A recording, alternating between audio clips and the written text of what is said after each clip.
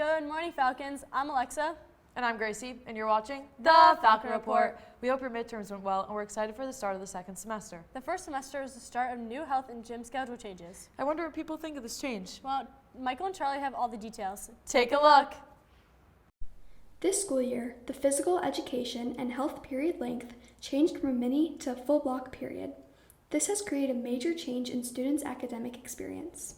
So a few important people, like the Board of Education and some of the folks in central office, wanted the opportunity for students to be able to take PE and health and spend less time doing it. When you look at the majority of classes that we offer here, the majority of them are a full block. By making these classes full, it would be easier to schedule the majority of classes that students want. So being able to explore like a new art class or a tech ed class or a business class or whatever subject that interests you, family consumer science, it just gives you more opportunities to explore those areas and maybe even take more of those types of classes if you like them.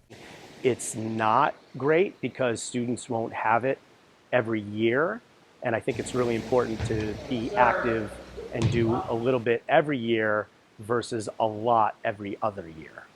I probably feel more like burnt out because it's less like free time with full period health. And the same at gym, it's just like a waste, like there's other stuff I could be doing. I like the gym is like 85 minutes because it allows you to have, like a good length of time for like doing physical activity, like if you don't already do a sport outside of school. Some students enjoy it.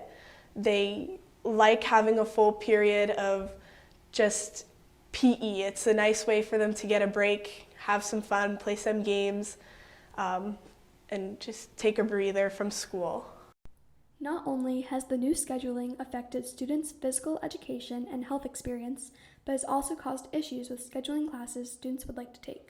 The only other students that would really have an impact on are students that plan on taking an AP Science course. I do both AP Sciences and try to do double share in music, but unfortunately I was unable to do both of that, so I had to drop a music class, and it was really upsetting. We kind of forecasted what this could potentially look like for students, especially in the Aqua and Baca programs. As an Aqua student, the new gym requirements making it a full block long, it caused me to have to drop my language because in order to fit in gym, because it takes a whole block, I can no longer do my language, which kind of stunts like my college applications and all. I want everybody to know that anytime we make these decisions, we really try to do it with everyone's best interest in mind. And if for some reason it affects somebody negatively, we want to know about that. We want to see, all the good and the bad that comes with decisions because, ultimately we're here for students and we want to make sure that they have the best schedules possible and that they enjoy their time at school. Thanks, guys. Gracie, how do you think your midterms went? I'm glad they're over. They were a little stressful. Speaking of stress, Joanna and Vicky covered mental health and the rise of stress in teens. Take it away, guys.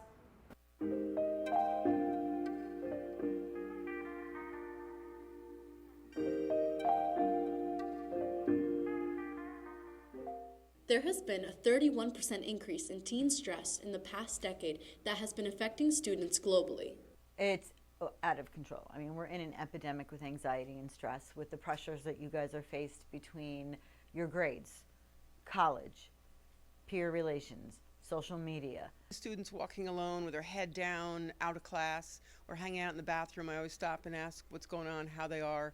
And sometimes if I know their names, I'll follow up with their counselors just to make sure they're okay. A lot of pressure because of grades, and they want to do well, but it's a lot of stress. FLHS faculty members see the rise in stress levels affecting students in a negative way daily.